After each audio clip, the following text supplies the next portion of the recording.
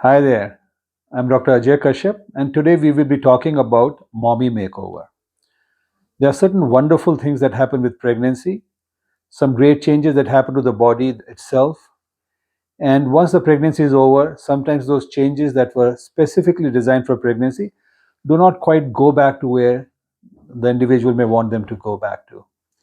Sometimes the changes, including those with the breast, the abdomen, some areas of fat distribution, sometimes even the veins, and some changes with the genitalia, do not quite go back to the pre pregnancy state.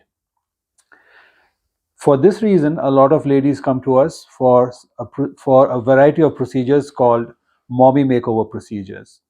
Now, mommy makeover is not one certain group of procedures that mommy makeover is just breast and face, or just breast and abdomen, or some liposuction. The procedures have to be tailored to the individual lady, and some ladies would want to have a further enhancement of their bodies and further contouring of their bodies to look even better than they looked before they had the pregnancy. So let me go over these procedures one by one. The first procedure that is most commonly desired is a recontouring of the abdomen. It is commonly called abdominoplasty, which means the abdomen is reshaped. Now, while we are reshaping the abdomen, the following things have to be taken care of. One thing is excessive fat that is built up in some parts of the body. The second thing is a permanently expanded skin because the belly had to accommodate the baby, so the skin stretches out and never quite goes back. There are some stretch marks also which happen, and these stretch marks also do not disappear with time after pregnancy. Initially, when the pregnancy is there, the stretch marks can be red. They are called rubre or red, and afterwards these striae or stretch marks become atrophic, and they are called striae atrophicae. Now the striae rubre are red when the skin is expanding, and essentially these stretch marks are the expansion of the deeper layers and scarring of the skin just below the epidermal layer, just below the top layer. These stretch marks tend to stay, and there are a variety of ways they can be lessened. And in the procedure of tummy tuck that we'll be talking about, a lot of these stretch marks can be removed. Now, in tummy tuck, in addition to removing the loose skin, getting rid of some fat, the central muscles of the abdomen, the rectus muscles of the abdomen, also tend to expand and slip onto the sides when the pregnancy is there to accommodate again the larger diameter of the abdomen. Now, once these muscles kind of split onto the sides, the space between them can be permanent, and that is called a diastasis of the recti, of the rectus muscles.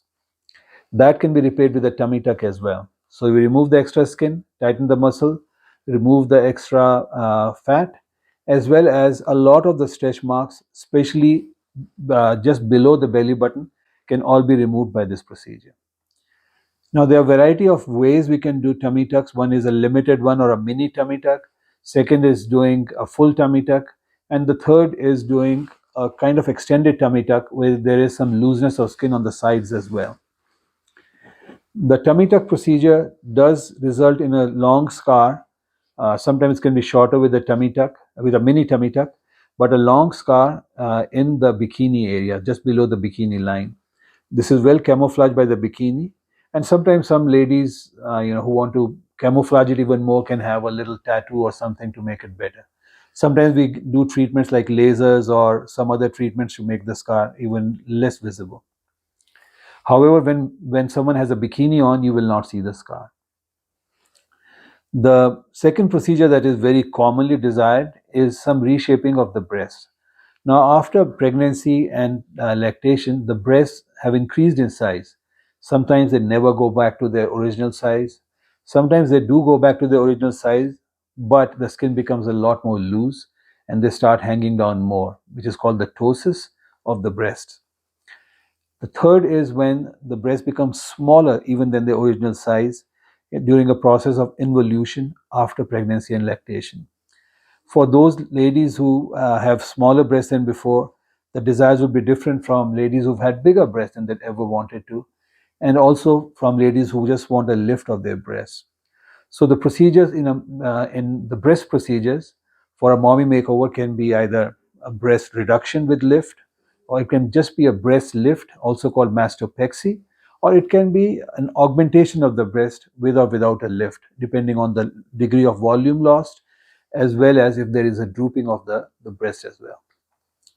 The third common area that ladies have issues with after pregnancy and lactation and so on is some accumulation of fat in certain areas, which becomes very resistant after motherhood to go away on its own, even with diet and exercise and all of the efforts.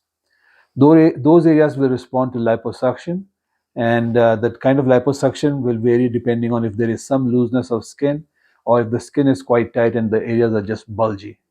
So we can go from a micro liposuction to a vaser liposuction to a laser liposuction to a water jet liposuction, depending on the needs of the individual. Another area that is often an area of concern for ladies is the loosening and change in the structure of the private parts, the vagina. For that, we offer some non-surgical treatments, and the treatments that are available are either lasers or radiofrequency. Radiofrequency is Thermiva or some other modifications of it. Laser treatments do the same thing. Sometimes we do procedures like vaginoplasty to restore the vaginal area to its original pre-pregnancy state. There are some other areas, some other procedures that can be done at the same time, including fat injection or labial reduction, and so on and so forth to rejuvenate the entire area. Some other procedures that may sometimes be required is treatment of pigmentation of the face. Sometimes a butterfly rash comes here, and that can be improved with lasers or chemical peels.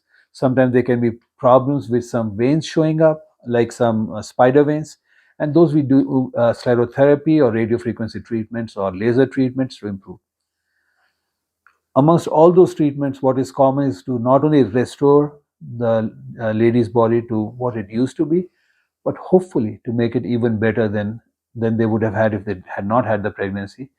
And some ladies even want to have more contouring done in terms of having Brazilian buttock lift, where all the fat that we remove is put in the buttocks to give it a more rounded shape and give the gentle S curve that most people like in their figures.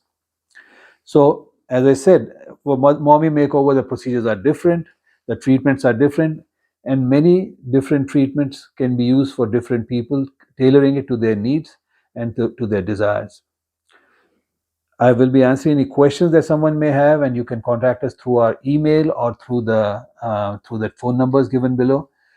There are other questions that can be answered online if you wish. But mommy makeover has certainly been one of the most gratifying procedures for me for ladies who've had babies. Thank you.